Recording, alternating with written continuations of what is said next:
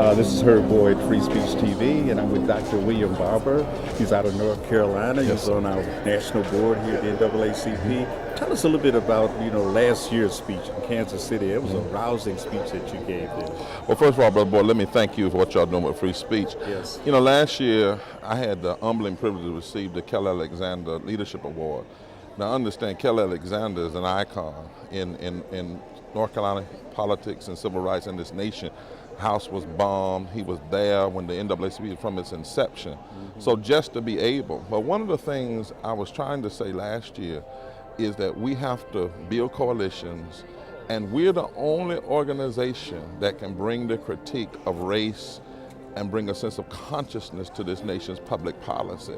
And we can never relent on that if we want this nation to truly be one with liberty and justice for all. How many delegates you got in here from North Carolina this year? Over 50 this year, which is a large number considering that we're in California. Sometimes we bring as high as 90 when we're in another place, but we have at least 50 and probably some more on the way. This is what, the 102nd annual convention, huh? Yeah. Remarkable. And think about that, an organization that started with blacks and whites and volunteers through death threats, through bombings, through assassinations, through Jim Crow, through legalized segregation, has lived and has a 100% batting record. What I mean by that is everything the NAACP has ever won has made this nation better. You talk about prospering. I mean, the membership has increased. You talk about in the black from a financial standpoint. What do you attribute to that? Well, I think the leadership of our President CEO Ben Jealous, the leadership of Rosalind Brock, and the leadership of the branches, and this notion that we must engage in coalition building. We must be active. We must be in the streets and in the suites and in the courts. That we have to understand that we fight on multiple levels, from economics to education to healthcare, and particularly to protecting the voting rights. But also, people understand there's a regressive force out here now attacking everything we've ever won, and people understand it, and they know we're the organization that can fight back. Let's go back home to North Carolina in terms of the black farmers situation down there. What's the general status at this point? Well, I was raised as a farmer, and I come from the one of the poorest districts, the 1st Congressional District. Farmers, we got a good ruling. Money is still yet on the way. That's a long-term problem that have existed.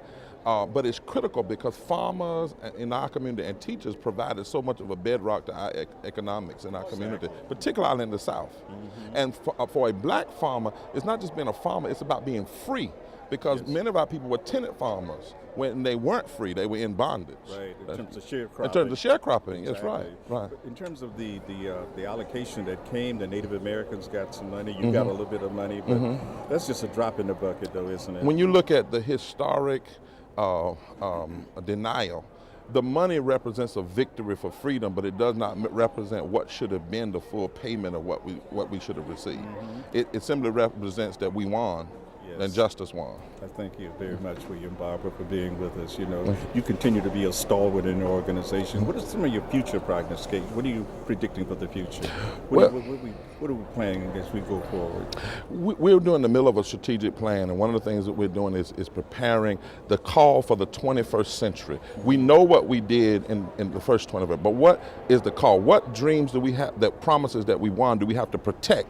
And what things that are yet unwon that we have to push towards.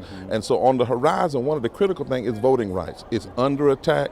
There's a right-wing extreme, a frontal attack on civil rights and voting rights, and we must fight back. We have to fight back and stand up for this nation. And William Barber will be there. This is Herb Boyd, Free Speech TV. Thank you. Thank you, Doc. No, thank you, Doc. Okay, well, thank you.